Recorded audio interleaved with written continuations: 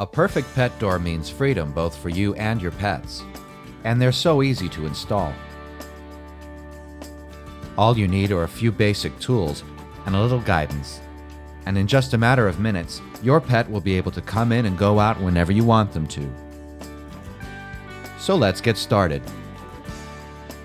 To begin, you'll need the following tools. As with any home improvement project, if you do not have the tools or the skills to properly install your pet door, we suggest using a professional handy person or licensed contractor. Start by measuring your pet's shoulder height using a tape measure. The top of the pet door should be set no lower than this measurement. In fact, we recommend adding 2 inches to this measurement as the correct height for the top of the pet door template. Using a pencil and measuring tape, mark a point near the center of the door at least 4 inches from the bottom. The door should not be set lower than this height.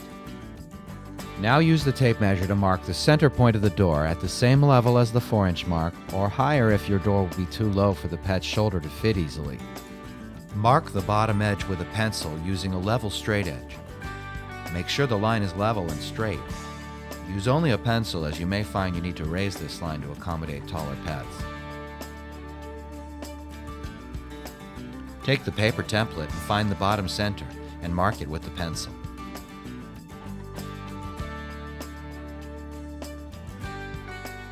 Then, place the paper template on top of the line you made earlier, or where you wish the bottom of the pet door to be. Match up the center line on the template to the center line on the door. Tape the template securely in place. We recommend using masking tape, as other types of tape will not stick well or are too messy. Tape the corners most so they will not shift when drilled out. If you're using a non-transparent tape, be sure not to cover up the corner target area.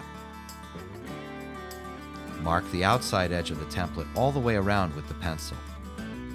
If there is tape in the way, skip over it, as we'll be remarking the guidelines later.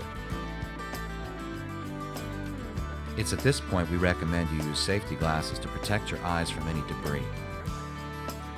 Use a hammer and nail or an awl to punch each of the corner area crosshairs. This will help to keep the drill from slipping. Repeat for all of the corners.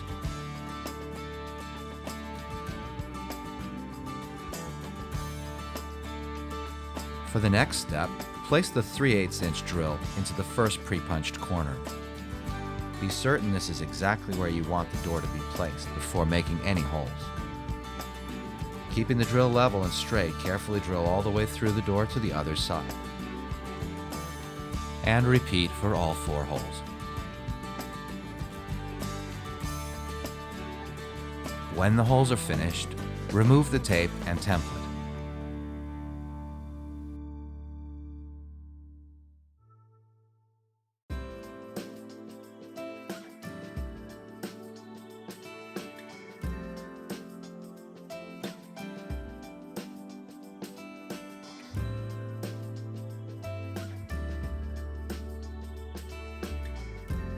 Using the pencil and the straight edge, remark the lines before going to the next step.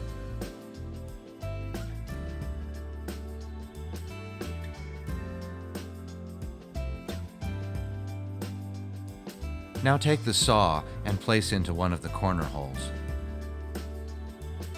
Begin sawing along the line toward the opposite corner hole. At no time should you allow your hands to come into contact with a moving cutting tool, so keep clear of the blade while it's moving.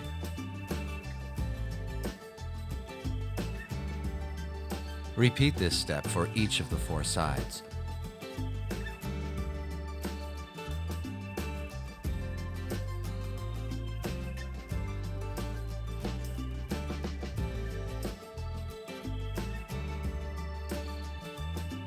Once cutting the hole is complete, tap out the material where the pet door will go.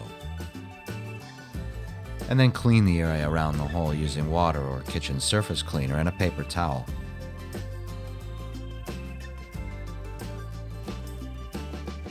The interior frame of the flap is the one with the red lock. The other is the exterior frame. Mate the two frames together in the door by first taking the exterior frame and placing it upright into the hole. With the other hand, take the interior frame and bring the frames together.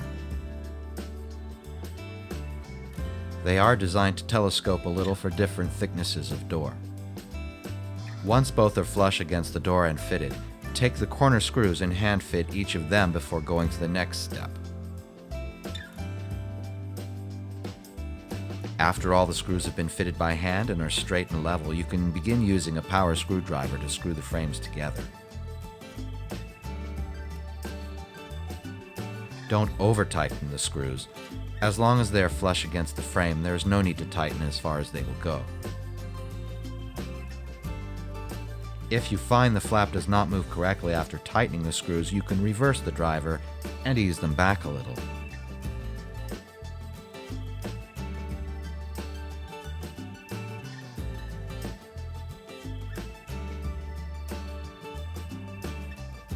Make sure the lock is in the open position and test the flap for function and fit. The door is now ready to use.